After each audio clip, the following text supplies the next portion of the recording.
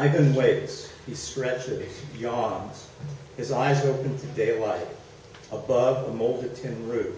A thought. I'm not at home. He reaches over. Emptiness. Taz, he asks. He's alone, but not lonely.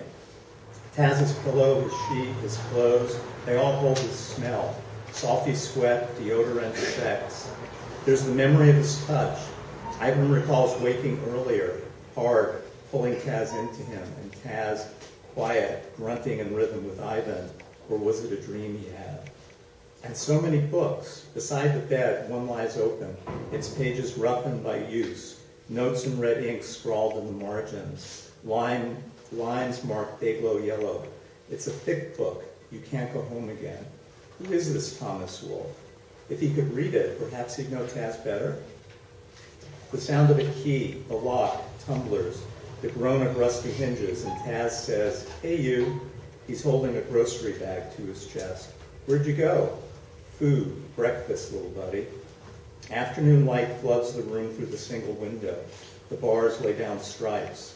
Taz pulls out cereal and milk, then he slips out of his clothes and into bed. "You sure got sleeping down to an art." Taz leans on an elbow and studies Ivan with a playful smile.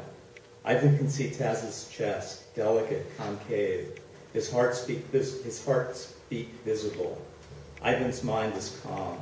"Are you really a writer?" he asks. "Yeah, not a great one, but I've dreams." "Read me something." Taz reaches for a book. "No," Ivan says, "something you've written." "No, can't, it's crap, I told you that." Taz looks away. His eyes stare past Ivan, who turns his head and looks at the ragged line where the half-painted wall goes from white to green. "Please?" "No," Taz says, so harshly that Ivan jumps as if struck by lightning. "My first mistake," Ivan frets. "Please smile," he prays, looking into eyes that have turned guarded, distant. "That's okay," and Ivan reaches out to hug him closer. Taz twists away and stands. "Wait," says Taz. He picks out a book from a shelf. It's a thin paperback. He flips through its pages. Ivan watches intently. Taz's body is bony, white, sallow. Ivan's not fully taken him in before. His face is pink from the summer sun, as is his left forearm, which is poked out from his cab window. He's a boy man, a creature that needs protection. Taz finds what he wants and turns back to Ivan. "This is for you," he says. "What is?" "A poem." "By you?" Ivan asks, then regrets. "No, not in a million years. A dead white guy, a genius." The sun's tracked past the window, throwing the room into shadow. Taz turns on a lamp Ivan's not noticed. It casts a yellow light. He sits on the bed and clears his throat. "I like my body when it is with your body. It is so quite a new thing. Muscles better and nerves more. I like your body. I like what it does. I like its hows." He stops, stands, and looks down on Ivan. "I need a glass of water. You?" "No, thanks." Ivan's enthralled, drunk on Taz's voice. When Taz returns to the bed, Ivan says, "That was beautiful," thinking, does he mean it? "Not done yet." Taz sips his water. "Oh, sorry." Ivan lies on his back, hands behind his head. "I like to feel the spine of your body and its bones, and the trembling, firm smoothness, and which I will again and again kiss." Taz pauses, kisses Ivan on the stomach, lights a cigarette, coughs. Ivan stares at the tin ceiling with a fleeting curiosity as to who made it, who's lived under it. Ivan would tell that Mormon boy there's more to love than Jesus. "I like kissing this and that of you. I like slowly stroking the shocking fuzz of your electric fur, and what is it comes over farting flesh, and eyes big love crumbs, and possibly I like the thrill of under me, you, quite so new." Taz stops. Is there more? Ivan's afraid to ask, or move, or even blink. To stop time is what he'd do if he knew how, to expand the silence. The poem was for me, he thinks. "You sure you didn't write that? You could have, I know you could." From the street comes the grinding sound of a garbage truck. The air's grown hot, heavy, no river cool this evening. Taz says, "But I didn't." The silk is gone from his voice, replaced by an edge that snipes sharp. It's every day with them now. Ivan can't get enough of Taz. His smell, the taste of him, his touch. Each day begins with a poem. Sleep is brief, deep. Sex leaves them reshaped. Your skin is moist, dark, like an olive, Taz says, biting Ivan's arms and neck, then resting his head on Ivan's shoulder. Olives are sour, Ivan says, an acquired taste buddy. And your skin is pale, like you're a ghost or you've seen one. Taz pulls back, raises an eyebrow. What, says Ivan, something wrong? He's met no one like Taz. Nothing. Taz has that faraway look in his eyes again. He lowers his head, hiding his face, sighs, and brings a hand up. To wipe away a tear? Ivan wonders. You sure? Ivan asks. Yeah, he says, but doesn't convince. Ghosts disappear, Ivan knows. You can put your hand through them.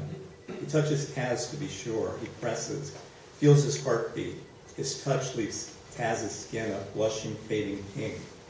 Ivan's walking the high wire without a net. He's long since stopped his meds. He's defied the consequences. Ivan's in love. Anything is possible now. In September, a storm. Wind, rain, the city's left chilled, clean. The first leaves, yellow, fall and fill the sidewalks, clog the gutters.